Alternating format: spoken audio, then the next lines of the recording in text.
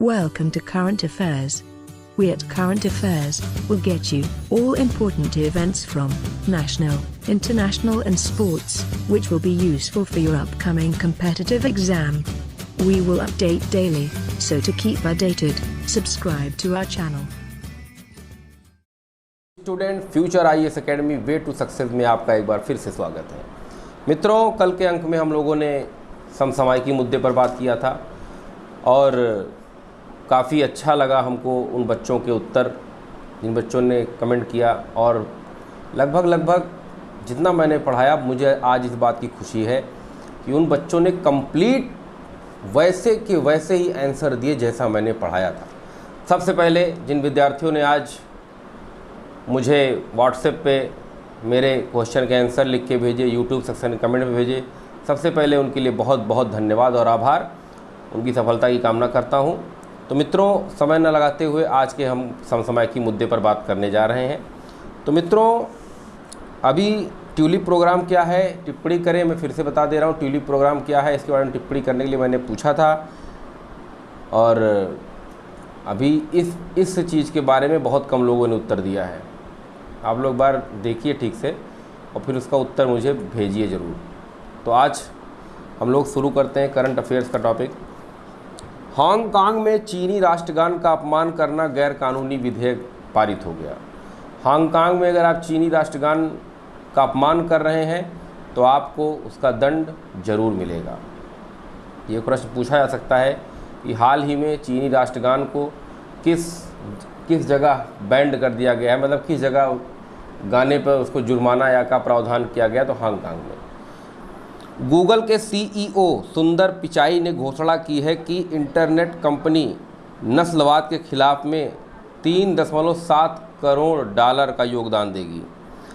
Note कर लीजिए आप लोग। अफ्रीकी अमेरिकी जॉर्ज फ्लॉयड की हिरासत में हुई मौत को लेकर पूरे अमेरिका में प्रदर्शन जारी है। उसी की पृष्ठभूमि में पिचाई ने यह घोषणा की कि सभी कर्मचारियों को बुधवार को भेजे गए ईमेल में गूगल और अल्फ़ाबेट के भारतीय अमेरिकी CEO ने सभी से अनुरोध किया है कि वे मारे गए काले लोगों की याद और सम्मान में 8 मिनट 46 सेकंड का मौन रखें और एकजुटता का परिचय देके प्रदर्शित करें।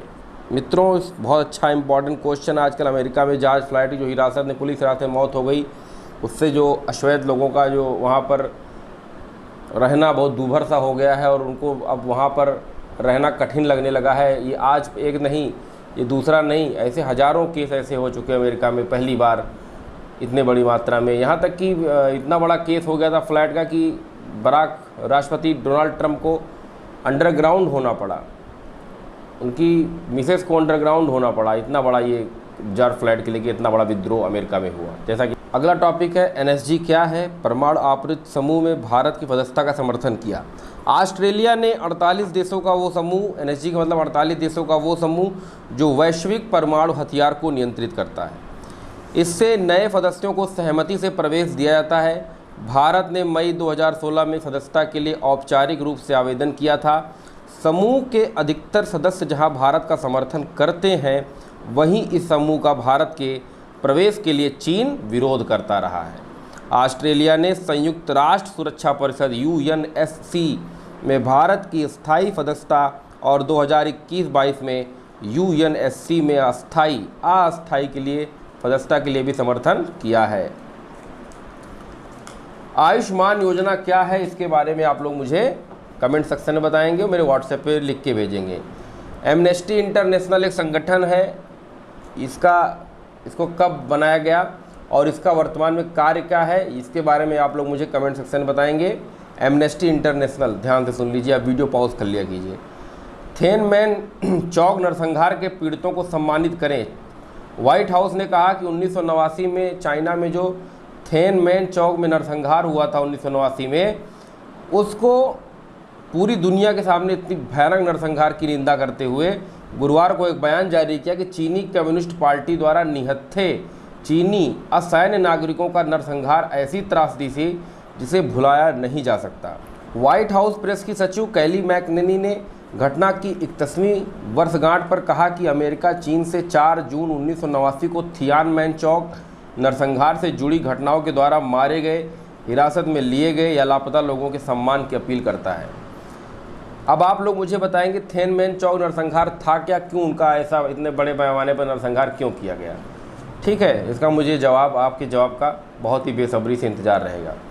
अगला बहुत महत्वपूर्ण है, रिलायंस इंडस्ट्रीज ने गुरुवार को अपनी डिजिटल इकाई जियो प्लेटफॉर्म में अबू धाबी स्थित निवेश कंपनी मुबाडाला को 9,093.60 करोड़ रुपए में 1.85% हिस्सेदारी बेचने की बात की है। मैंने पिछले समय की वीडियो में बताया था कि कौन कौन सी कंपनियां जियो प्लेटफॉर्म में अपना शेयर इन्वेस्ट कर रही हैं, और एक नई कंपनी निकल के आई है मुबाडाला। 9093.60 करोड़ रुपए में इसने खरीदा है 1.85% शेयर, किसका, जियो का। रिलायंस द्वारा बीते कुछ सप्ताह में यह छठा सौदा है जिसके जरिए अब तक 87,655.35 करोड़ रुपए जुटाए जा चुके हैं। 87,655.35 करोड़ रुपए जुटाए जा चुके हैं। मित्रों, एक बहुत ही महत्वपूर्ण लेख है जिस पर मैं आप लोगों को आज बताऊंगा। कृपया करके उस लेख को लिखें। प्रतिस्पर्धी उद्योग बनता आतंकवाद। वर्तमान समय में आतंकवाद प्रतिस्पर्धी उद्योग बनता जा रहा है, इस पर व्याख्या करें। ज़्यादा से ज़्यादा शब्दों में इसको लिखने का प्रयास करें। वीडियो को पॉज करके क्वेश्चन दोबारा सुन लें और लिख लें कि वर्तमान समय में प्रतिस्पर्धी उद्योग बनता आतंकवाद, इस पर कैसे नियंत्रण किया जाए, कैसे रोकथाम किया जाए, इसकी व्याख्या करना है आप लोगों को। और इसके बारे में आप लोगों को मैं कुछ हिंट दूंगा और आप कुछ व्याख्या मैं कर रहा हूँ, आप लोग सुनिए उसको, और उसको सुन के आप लोग नोट करते चलिए जो इम्पोर्टेंट लगे। बाकी आपके पास अदर से जो सोर्सेज हैं उसमें से आप पढ़िए और एक बढ़िया सा आंसर बना के मुझे दिखाइए और अपने शब्दों में बनाइएगा। कृपया किसी पुस्तक का यूज मत करिएगा, किसी किताबी भाषा का यूज मत करिए। जम्मू कश्मीर के पुलिस महानिदेशक ने हाल ही में कहा कि नियंत्रण रेखा के पार पाकिस्तान के कब्जे वाले कश्मीर में 300 से ज़्यादा आतंकवादी मौजूद हैं और वह भारत में घुसपैठ की फिराक में हैं। इसीलिए भारतीय सुरक्षा बलों ने वहां सक्रिय लश्कर-ए-तैयबा, जैश-ए-मोहम्मद, हिजबुल मुजाहिदीन आदि से निपटने के लिए नए अभियान चलाए। दरअसल कश्मीर घाटी में आतंकवाद विश्व के अन्य हिस्सों की तरह एक प्रतिस्पर्धी उद्योग के रूप में उभर रहा है। जिस प्रकार आतंकवाद के खात्मे के लिए कठोर दमनात्मक कार्रवाई की गई है, उससे आतंकियों को अपनी रणनीति, संसाधनों, आतंकी भर्ती प्रणालियों, आतंकी कृत्यों को नए और आश्चर्यजनक रूप से पेश कर लाइमलाइट में आने का दबाव बढ़ा है। भारत सरकार के गृह मंत्रालय का मानना है कि जमात-ए-इस्लामी, जो कि हिजबुल मुजाहिदीन और हुर्रियत का अभिभावक संगठन है, वह कश्मीर घाटी में पृथकतावादी और कट्टर विचारधारा के प्रसार के लिए जिम्मेदार है। इसके साथ ही यह हिजबुल मुजाहिदीन को सभी प्रकार के सहयोग और समर्थन लगातार उपलब्ध करा रहा है। यह हिजबुल मुजाहिदीन की भर्ती, फंडिंग, हथियारों का आपूर्ति, आश्रय, लॉजिस्टिक समर्थन प्रदान करते हुए पाया गया है, जबकि जमात-ए-इस्लामी का गठन धार्मिक मदरसों में शिक्षा को बढ़ावा देने के उद्देश्य से किया गया था। पिछले वर्ष भारतीय सुरक्षा बलों ने हिजबुल मुजाहिदीन के एक ओवरग्राउंडर वर्कर यानी ज़मीनी कार्यकर्ता को किश्तवाड़ ज़िले से गिरफ्तार कर उससे भारी मात्रा में गोला बारूद, पिस्तौल, मैगजीन और चीनी ग्रेनेड जब्त किया था। उसके घर को आतंकवादियों के सहयोग के लिए प्रयोग में लाया जा रहा था। ओवरग्राउंडर वर्कर ऐसे व्यक्ति होते हैं जो प्रत्यक्ष रूप से आतंकी घटना में संलग्न तो नहीं होते, परंतु अप्रत्यक्ष रूप से वो आतंकवादियों की सहायता करते हैं। ऐसे व्यक्ति जो आतंकवादी विचारधारा से धर्म और मौद्रिक लाभों के आधार पर प्रभावित होते हैं और आतंकियों के लिए अपने घरों में उनको शरण देते हैं और उनके लिए विभिन्न आवश्यक उपकरण जैसे मोबाइल, सिम आदि चीज़ों को खरीद कर लाते हैं, उनको देते हैं, उनको प्रोवाइड कराते हैं। इनके धर्म के आधार पर युवाओं को गुमराह कर आतंकवादी गुटों में भर्ती कराने की सक्रियता दिखाई देते हैं। ऐसे लोगों को कहते हैं ओवरग्राउंड वर्कर। ऐसे लोगों को कहते हैं ओवरग्राउंड वर्कर।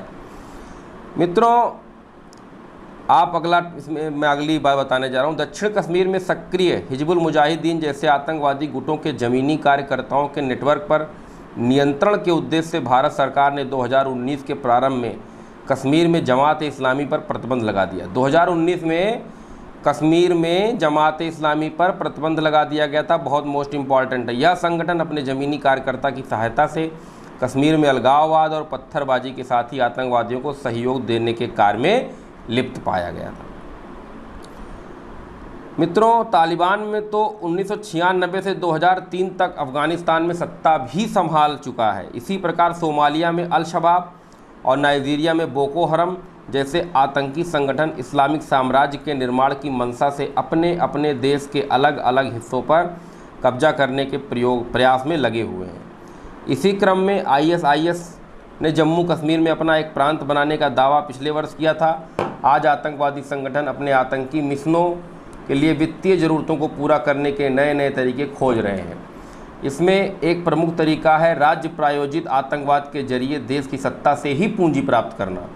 मसलन पाकिस्तान द्वारा लश्कर-ए-तैयबा और जैश-ए-मोहम्मद जैसे संगठनों को वित्तीय सहायता मिलना, लेबनान के हिजबुल्लाह नामक आतंकी संगठन जिस पर खाड़ी देशों में आतंकवाद को बढ़ावा देने का आरोप है, को ईरान द्वारा वित्त पोषण, सीरिया के विद्रोहियों को अमेरिका द्वारा वित्तीय सहयोग आदि। आईसिस जैसे आतंकी संगठन अपने कब्जे वाली भूमि के पेट्रोलियम तेल के कुएं से तेल बेचकर धन प्राप्त करने के प्रयास कर चुके हैं। आज उद्यमशीलता के रूप में आतंकियों द्वारा प्रतिस्पर्धा की जा रही है। आतंकी संगठनों द्वारा नए आतंकियों की भर्ती और नए आतंकी संगठनों का निर्माण उनकी उद्यमशीलता जैसी प्रवृत्ति को दर्शाता है। मसलन अबू बकर अल बगदादी द्वारा इस्लामिक स्टेट की स्थापना, आसिम उमर द्वारा 2014 में अलकायदा इन द इंडियन सब कॉन्टिनेंट की स्थापना और दक्षिण एशिया में आतंकवाद फैलाने में इसकी भूमिका सुरक्षा बलों द्वारा स्पष्ट की जा चुकी है। इसके साथ ही आतंकी गतिविधियों के प्रतिस्पर्धी तरीके भी गढ़े हुए हैं। आतंकवादियों ने अन्य आतंकी गुटों से अपने को श्रेष्ठ सिद्ध करने के लिए हिंसक गतिविधियों के नए नए तरीके अपनाए हैं, जिनमें IID वाहन बम, सुसाइड बॉम्बर, फिदाइन हमले शामिल हैं। विश्व भर में आतंकवादी संगठनों द्वारा अपनी विचारधाराओं के प्रसार और नए आतंकियों की भर्ती के लिए सोशल मीडिया और इंटरनेट का प्रयोग किया जा रहा है। भारत सहित वैश्विक स्तर पर आतंकी समूहों की रणनीति में आ रहे इन बदलाव को ध्यान में रखते हुए भारत में आतंकवाद को प्रतिस्पर्धी उद्योग के रूप में ना पनपने देने के लिए ठोस रणनीति बनानी होगी। मित्रों, आसूचना इकाइयों के मध्य बेहतर समन्वय, आतंकी गतिविधियों, योजनाओं, षड्यंत्रों की पहचान करना, आतंकी अभियानों के लिए नई भर्ती प्रक्रिया के नेटवर्क को तोड़कर स्थानीय युवाओं को आजीविका के लिए बेहतर विकल्प देना, आतंकी गतिविधियों को संचालित होने देने में सहायक कारकों जैसे अग्रणी संगठनों, जमीनी कार्यकर्ताओं के नेटवर्क पर मारक कार्रवाई करना और सुरक्षा बलों को अत्याधुनिक तकनीकी हथियार, सुरक्षा उपकरण से लैस करना आदि कई अन्य प्रभावी कदम उठाए जा सकते हैं। आतंकी समूहों के संबंध में कोई भी रणनीति तभी सफल हो पाएगी जब हम घरेलू स्तर पर विभिन्न समुदायों के बीच आपसी सौहार्द और सरकार के प्रति विश्वास बनाए रखेंगे। आप लोग इस पर ज़्यादा से ज़्यादा लिखें। और मोस्ट इम्पॉर्टेंट पॉइंट है मित्रों, हर देश, कोई भी देश ऐसा नहीं है विश्व का जो मौके पर जहाँ पे आतंकवादी संगठन की वजह से वो उसकी कमर न टूट चुकी हो। हर मित्रों, आतंकवाद की जो जड़ें हैं उनमें जो भी संगठन उनकी मदद कर रहे हैं वो एक धार्मिक मुद्दा बना देते हैं, धर्म के द्वारा उन पर एक प्रभाव डालते हैं, धर्म के द्वारा प्रभाव डालते हैं और ये दिखाने का प्रयास करते हैं कि आप ऐसा करोगे तो ये होगा, आप वैसा करोगे तो ये चीज़ें आपसे होंगी। लेकिन ऐसा कुछ नहीं है मित्रों। अगर आप शिक्षित हैं, बल्कि बड़े बड़े संगठन जो शिक्षित भी हैं वो भी इनके बहकावे में आ जाते हैं। तो सबसे पहले प्रत्येक देश को अपने नौजवानों को, अपने युवकों को रोज़गार मुहैया करवाना चाहिए। देखिए मित्रों, अगर सबके पास रोज़गार होगा, खाने के लिए रोटी होगी, पहनने के लिए कपड़ा होगा, तो कोई आतंकवादी नहीं बनेगा मित्रों। ये तो आप जान लीजिए, कोई आतंकवादी नहीं बनेगा। प्रत्येक धर्म का सम्मान करना प्रत्येक राष्ट्र का कर्म है, कार्य है कि प्रत्येक धर्म प्रत्येक राष्ट्र के लिए महत्वपूर्ण होता है। कोई एक धर्म किसी राष्ट्र के लिए महत्वपूर्ण नहीं है। अगर हम किसी एक धर्म को राष्ट्र के लिए महत्वपूर्ण मानेंगे तो अन्य धर्मों की विडंबना होगी, और विडंबना होने के बाद ऐसे मुद्दे, ऐसे संगठन का निर्माण जो आज बहुत बड़े पैमाने पर हो रहा है, आने वाले समय में और अधिक बड़े पैमाने पर आतंकवादी संगठन का निर्माण होगा। अगर इसको रोकना है तो आपस में भाईचारा का वर्चस्व बढ़ाना पड़ेगा, शिक्षा का स्तर बढ़ाना पड़ेगा, युवाओं में रोजगार की जो कमी हो रही है इसको बढ़ाना पड़ेगा, शैक्षणिक संस्थान बनाने पड़ेंगे और एक ऐसी राज्य की परिकल्पना करनी पड़ेगी जहाँ पर सारे धर्म एक समान हो, सारे लोग एक जगह पर बैठ सकें और सारे लोग में भ्रातृत्व भावना हो, तभी एक स्वर्णिम समाज का निर्माण हो सकता है मित्रों। अन्यथा एक देश ही नहीं, जितने भी देश विश्व के मानचित्र के दृष्टि पटल पर उभर रहे हैं उसमें से कोई भी ऐसा देश अब तक बचा नहीं है जो आतंकवादियों से प्रभावित ना हो। तो ये कि भारत देश की समस्या नहीं, ये पूरे विश्व की समस्या है। और कहीं ना कहीं जिन जिन पॉइंटों को मैंने आज इंगित किया है, ये कहीं ना कहीं आतंकवादियों की उद्यमशीलता को बढ़ाने के लिए बहुत ही ज़्यादा महत्वपूर्ण कारक है। आप इस वीडियो को 1-2 बार सुनिएगा, उसमें जितने भी इम्पॉर्टेंट पॉइंट मैंने आप लोगों को बताए हैं, ये मैंने आर्टिकल आज लिखा है। इसमें मैंने पढ़ के आपको बता रहा था वो मेरा लिखा हुआ है, मैं उसको पढ़ के आपको बता रहा था क्या एनालिसिस किया मैंने, दिन भर में इसको लिखा है। तो मित्रों, मेरी मेहनत को सार्थक करें, मैं हाथ जोड़ रहा हूँ, आप लोग इस पर प्रश्न का उत्तर मुझे चाहिए हर हालत में, मुझे अच्छे से अच्छा लिख कर दिखाएँ और जिन पॉइंटों को मैंने इंगित किया है आप उसको शो कर सकते हैं। तो मित्रों, आज एक मोटिवेशनल वीडियो आप लोगों को मिलता था, लेकिन आज वो मोटिवेशनल वीडियो मैं नहीं बनाऊंगा। आज समसामयिकी चलेगा और कल का टॉपिक भी समसामयिकी ही होगा, क्योंकि मैं एनालिसिस मौके पे समसामयिकी ही कर रहा हूँ। तो जितने इम्पॉर्टेंट ये यूपीएससी पीएससी वनडे आल एग्ज़ाम के लिए घबराने की ज़रूरत नहीं है कि केवल यूपीएससी के लिए। यूपीएससी पीएससी के लिए जो आलेख मैंने बोला है ये लिखें, यूपीएससी पीएससी के लिए मोस्ट इंपॉर्टेंट है। देखिए मित्रों, यदि आपकी लेखन शैली अच्छी होगी तभी आप अपना 100% दे पाएंगे। जितना अच्छा लिखेंगे उतना ही अच्छे विचार आपके मन में उभर के आएंगे। तो लिखने का प्रयास करिए, चीज़ों को लिख कर समझने का प्रयास करिए। जाते जाते 2 शब्द बोलूँगा कि अपने स्वास्थ्य के एकदम उत्तम कामना करिए कि स्वास्थ्य हमारा अच्छा रहे। और कोरोना संकट काल में सोशल डिस्टेंसिंग अब आपको बनाना ही पड़ेगा, मास्क पहनना ही पड़ेगा, क्योंकि अब ये जाने वाला है नहीं मित्रों। आए दिन इस मरीजों की संख्या चींटियों की संख्या की तरह बढ़ती जा रही है।